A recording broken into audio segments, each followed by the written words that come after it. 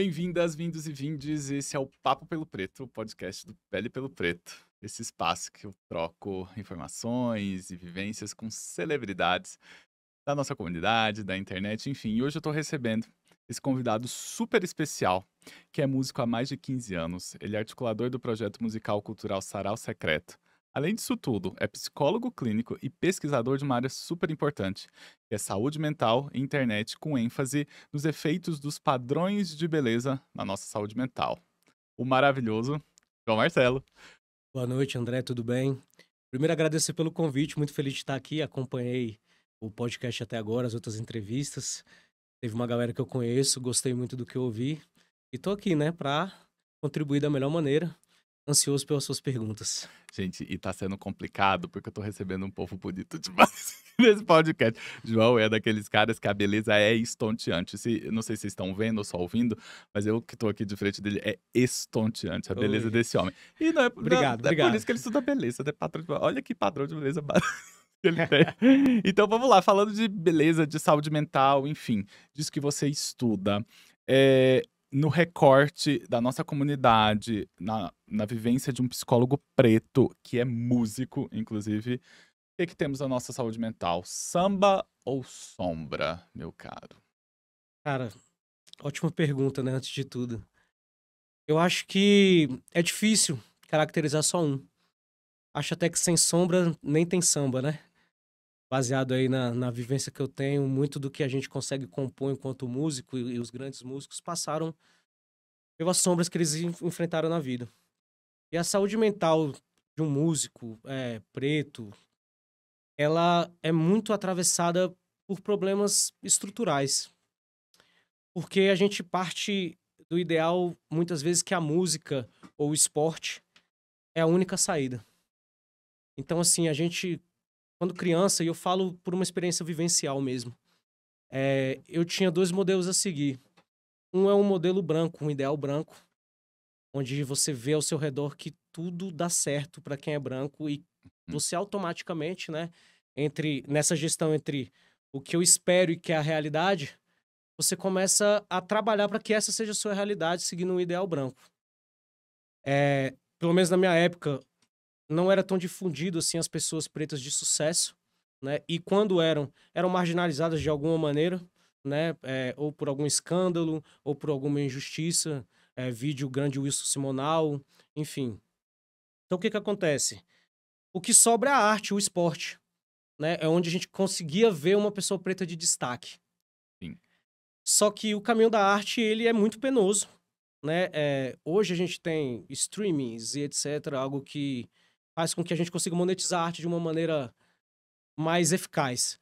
Mas antigamente a gente ficava nessa, cara, eu vou seguir um ideal branco de sucesso, né? Ou eu vou pro Pelé, por exemplo, né? Que para um negro ter destaque, ele tinha que ser o melhor do mundo, né? Eu Sim. lembro sempre de um stand-up do Chris Rock, do comediante americano, onde ele tá no condomínio dele e ele mostra a casa dele, né? E ele fala, cara, eu sou o maior comediante do mundo. E essa casa do lado é de um médico branco. Então, para chegar lá, ele precisou ser o maior comediante do mundo. Enquanto um médico branco, com todo respeito à profissão, obviamente, mora no condomínio dele. O outro era engenheiro. Então, assim, essa vivência ela é muito dolorosa, porque o preto, eh, ele precisa achar essa identificação. E tá no meio de, tipo assim, de ir atrás de um ideal inatingível, que é seguir um branco. Em algum momento isso não vai dar certo. Ou do ápice de uma figura que faz parte de 0,1%, um grande jogador de futebol, um grande cantor, que conseguiu ganhar dinheiro com isso, porque tem grandes jogadores, grandes cantores que não conseguiram. Então, Exatamente. assim, é impossível não viver dentro de algumas sombras. Isso vai refletir lá na frente. Então, a saúde mental da população preta hoje já é uma preocupação, né? Os homens negros são a categoria que mais se suicida, né, hoje. E de negros artistas eu atendo muitos, né, como psicólogo. Quase sempre a gente está tratando de sombras lá da infância e dessa dificuldade que é chegar num ideal de destaque. A pessoa preta se subjetiva através da arte. Às vezes é a única saída. Cara, eu só consigo ter destaque se eu for artista. Só consigo ser visto. A sensação de invisibilidade em outras profissões, quando se trata de gente preta, é muito maior. E, João, eu vou fazer essa pergunta pessoal, pessoalizando ela, mas ela não é uma pergunta pessoal. Certo? É possível reconhecer o sucesso? Você reconhece o seu sucesso? Você tem tranquilidade de falar que você é um homem preto de sucesso? Eu o considero, mas a gente, porque já me perguntaram isso e eu tenho dificuldade Certo. de me reconhecer dentro desse lugar e as pessoas que eu trago aqui geralmente têm essa dificuldade. Você, enquanto uma pessoa que cuida da nossa saúde mental, como é que é essa resposta pra você? Eu consigo afirmar que tenho sucesso, sempre partindo de uma prerrogativa de onde eu vim. E eu entendo quando você fala que é difícil afirmar isso. Por quê? Porque a gente está sempre com a ameaça de não dar certo, de ser trocado. Então, assim, eu costumo dizer que a população preta envelhece mais rápido em todos os aspectos. Talvez não da pele, aí você pode me dizer Sim. com maior rigor, né, técnico. Mas a gente envelhece mais rápido porque a gente tem preocupações precoces.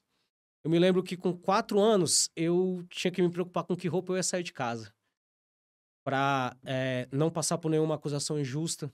Eu lembro da minha mãe falando assim, claramente, João, não sai de chinelo, não vai pro shopping de chinelo. Então, são preocupações que uma criança branca de 4 anos nunca vai ter. Ou assim, dificilmente. Talvez devido à classe social, né? Talvez se for uma criança branca de uma área mais marginalizada, talvez. Mas mesmo assim, não na mesma intensidade que uma criança preta. Então, é difícil porque a gente está sempre querendo mais, a gente precisa produzir cada vez mais, porque a gente está sempre com medo de não ser suficiente, né? A gente se sente muito insuficiente. Não se dá nem tempo de descansar ou de pensar em nós mesmos. O sofrimento, para nós, é um luxo, porque a gente está sempre tentando mudar a nossa história. Ainda que ela já esteja num lugar legal, o medo de tudo que a gente passou e passa tá sempre nos empurrando a quero mais, quero mais, quero mais. E o sucesso é um ideal. Ainda que todo sucesso é idealizado, a gente nunca vai conseguir ser exatamente congruente no que a gente esperou de sucesso e do que a gente atingiu. Eu acho que na população negra isso é ainda mais. Eu tenho que ter cada vez mais, mais, mais para nunca perder, para não estar à margem ou para não voltar para um lugar de onde eu vim, né?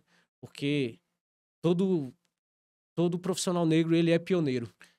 Ainda que tenham, por exemplo, eu conheço você, Sim. dermatologista negro, e conheço uma outra dermatologista do Rio pelo Instagram. Ainda que existam 100, cada um deles é pioneiro na sua área e na sua história, porque o acesso é muito complicado. E ainda dentro desse contexto de sucesso, hoje o sucesso, principalmente dentro da nossa comunidade, ele está muito relacionado à ostentação, aí vem esse ponto que é ostentação, então a gente tem que ser pioneiro, e vem a militância junto com isso, e aí acaba naquele processo de hipersexualização por inúmeros motivos, porque essa é uma das vias também Uhum. do sucesso, é a questão dos corpos pretos, né? A Isa, por exemplo, é vista como uma mulher famosa de sucesso por ser uma cantora, mas também porque ela tem um corpo que acaba sendo hipersexualizado, enfim. Dentro desse contexto, qual que é o seu ponto de vista? O quão bom, o quão ruim, onde que tá isso, esse movimento? Olha, vou falar do ponto de vista como artista, tá? Uhum. Primeiro, o artista quer ser livre, mas ele é cobrado, né, por ter obtido um lugar de destaque para exercer uma militância pela causa, né? Mas assim, às vezes o artista quer falar de amor, ele quer falar de futilidade, mas ele tem que falar da causa negra. Afinal, ele chegou lá. E ele é um exemplo para muita gente, quase para todo mundo. Eu mesmo, cara, o que seria de mim se não fosse o Mano Brown, né? Cantando Nego Drama, uma mulher negra e uma criança nos braços, lembro da minha mãe. E que isso se confunde muito com a minha história. O que seria de mim se não fosse o Salgadinho, né? Que foi um negrão que eu vi tocando pagode e ficando com a mulher mais desejada da época, né? Que era a feiticeira. Esses caras, assim, fizeram acreditar que era possível, mas nem sempre o cara quer militar. Às vezes ele não tem nem o escopo para isso. Às vezes ele não tá nem interessado nisso, não tem um arcabouço necessário para falar de algumas questões. Por quê? Porque ele lutou pra caramba pra cantar e tocar o cavaquinho dele, pra fazer o rap dele. E a galera tá se informando agora. Foi sempre uma luta muito grande. Então, assim, a cobrança pela militância, ela é pesada, porque apesar de necessário, nem sempre é a veia do artista. E a gente vê algumas personalidades prestando até desserviços no que diz respeito a isso, por falta de conhecimento. É um assunto que a gente está estudando mais agora. Quanto à hipersexualização, é aquela coisa, né? Sempre tem alguém para dizer que a gente vende nossos corpos. Mas, cara, como é que eu vou falar isso para alguém que não tem o que comer? Para alguém que vê a única oportunidade da vida em fazer um clipe onde ele vai aparecer sem camisa. Exato. Ainda voltando nesse ponto, você sente essa culpa quando você não tá militando? Porque eu já me peguei sentindo culpa quando eu não militei em algum ponto. Ah, aconteceu alguma coisa, um fato que envolveu racismo e tal, e você não deu sua opinião. Você já Já, sentiu culpa nesse Eu também já. E já me como é que senti você aliviou culpado. essa culpa?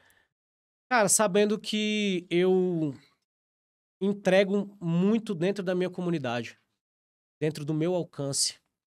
E também me permitindo ficar cansado, né? Porque cansa. É, são todos os dias, né? Todo dia, Todos os dias eu tenho que me impor. todo dia. Todos os dias eu tenho que me impor. Eu tenho que entrar no restaurante pensando em como eu vou entrar com a roupa, que roupa eu vou vestir. Como é que eu vou falar com o garçom? Se eu tenho dinheiro para pagar a conta, né? Se a mesa que eu tô é legal ou se eu tô sendo colocado numa mesa porque existe algum ato ali discriminatório ou preconceituoso. Então, assim, eu me permito descansar também, porque eu já vivo isso. Se eu for me culpar todas as vezes que eu não falo disso, e hoje a gente é convidado a falar a todo momento, Uhum. aí eu não vou viver, eu não vou curtir também o que eu conquistei com tanta luta. Você acha que é soberba falar que a nossa existência já é uma militância? Porque é assim que eu resolvo essa culpa.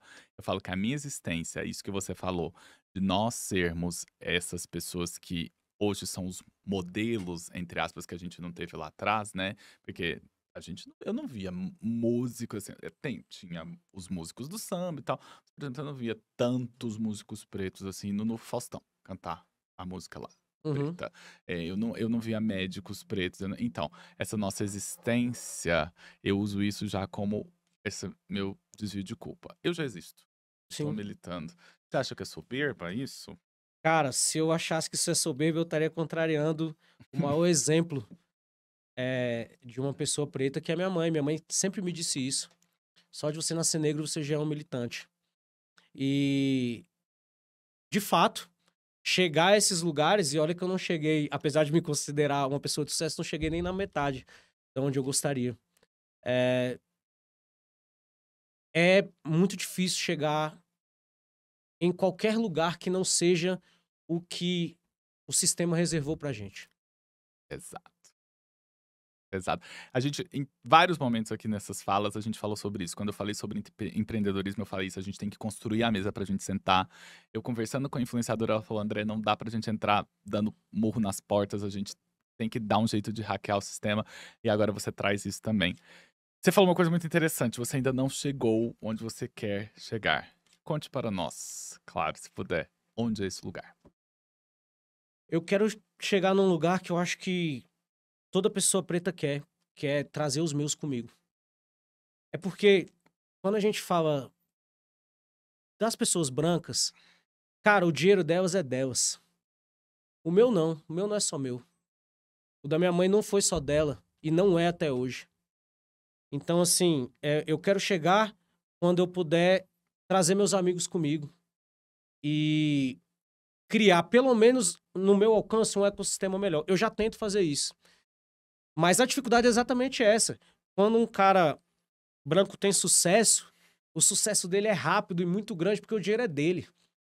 Agora eu não, tô produzindo uma música, eu ganhei um dinheiro aqui na psicologia, tô bem, eu tô com o meu produtor lá, que é negrão também, sacou? Então esse dinheiro não é só meu, eu tenho que levantar ele também. E a gente tem isso, né? Porque numa história de muito desamparo, de se ver sozinho, como eu me vi, num colégio onde só tinha gente branca, 3.000 pessoas, a gente não consegue se achar bonito, a gente não consegue se achar competente, e às vezes é aquele colega, é o único que fala, pô, eu acho que você canta bem, eu acho que você é bonito, né? Então, assim, quando a gente chega a algum lugar, a gente fala, pô, eu tenho que levar essa galera comigo. Eu, pelo menos, tenho essa coisa dentro de mim. E o meu sucesso é de todo mundo que tá do meu lado. E principalmente a galera preta. Eu não posso nem ser hipócrita com isso, sacou? Bonito, cara. Você falou de beleza preta, você é um estudioso dos padrões de beleza. Não dá pra não fazer essa pergunta pra você. Eu não tô hipersexualizando ele, mas ele é lindo demais, gente. Ele é muito bonito. Onde estão os nossos corpos?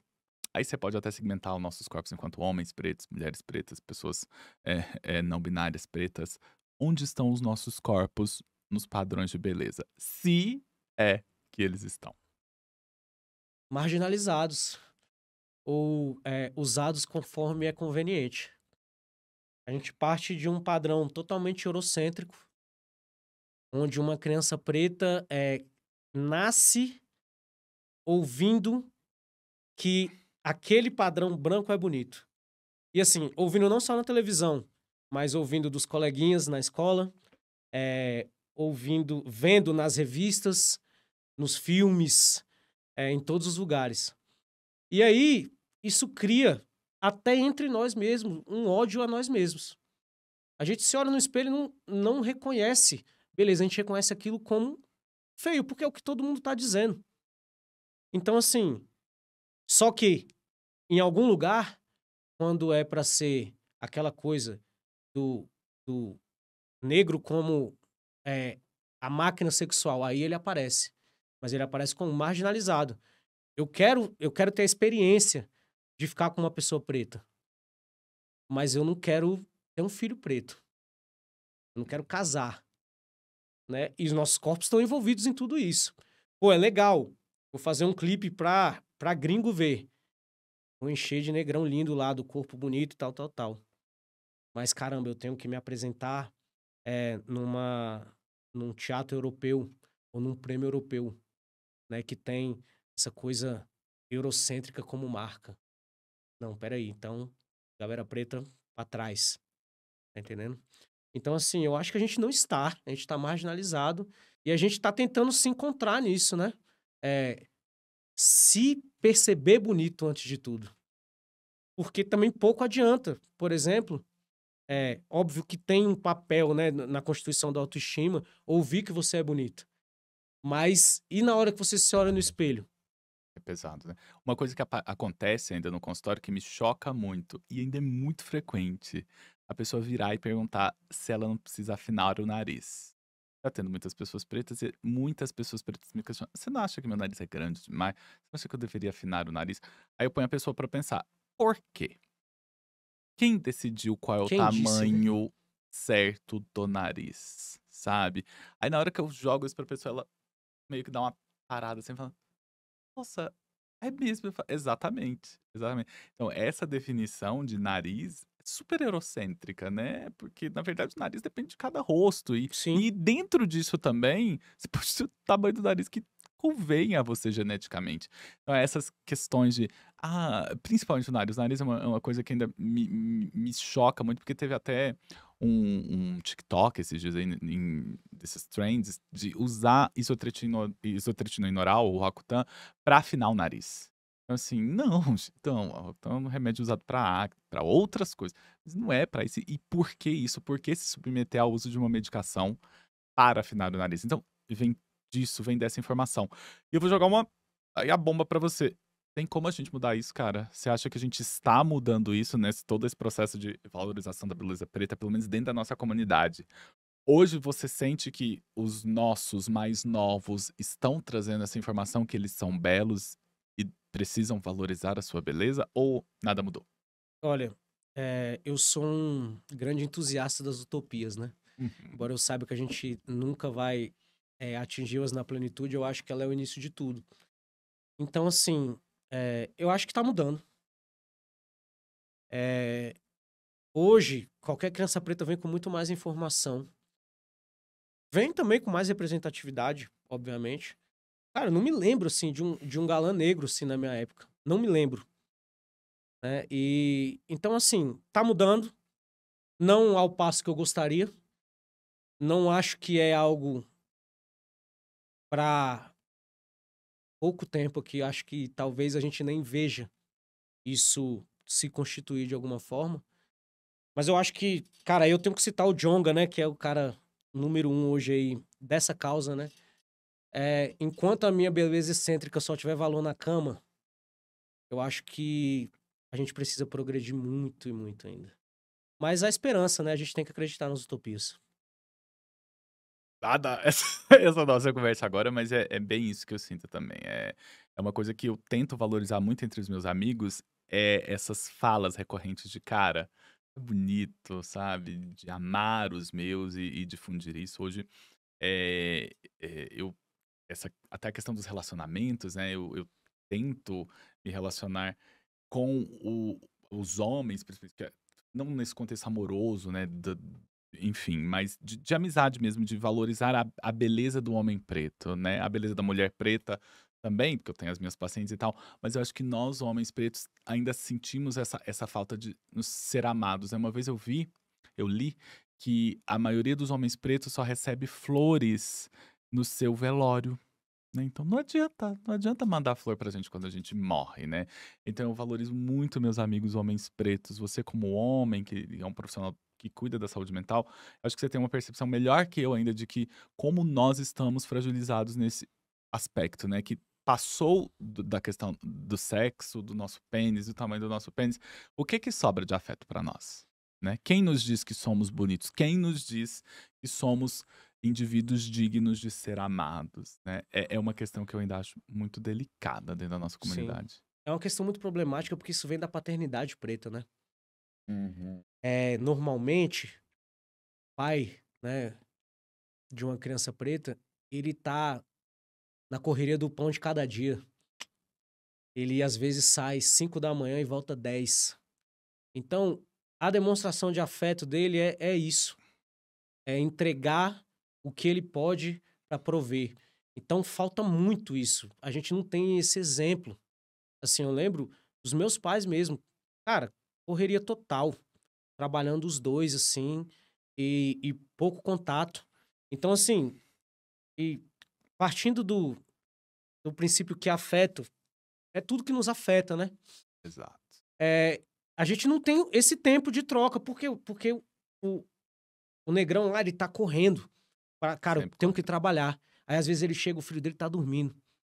E aí, quando o filho dele acorda, ele já foi trabalhar. Já foi. E aí, o afeto, a gente precisa construir, a gente precisa de tempo para isso. E sobre a beleza, passa também por isso. Como é que, se eu não tenho nem. Eu não consigo nem me perceber bonito, como é que eu vou perceber O outro. outro bonito? A gente tá muito fragilizado nesse sentido, porque a gente aprendeu a se detestar. Porque, pô, eu não sou bonito. Isso aqui não é bonito. Meu nariz não é bonito. No meu trabalho de conclusão de curso, eu entrevistei uma menina que, cara, ficou meses com um, um pregador dormindo Pô, na esperança disso afinar o nariz dela. E aí a gente vem uma questão que a gente até conversou antes, da palmitagem e tal, que é muito polêmica.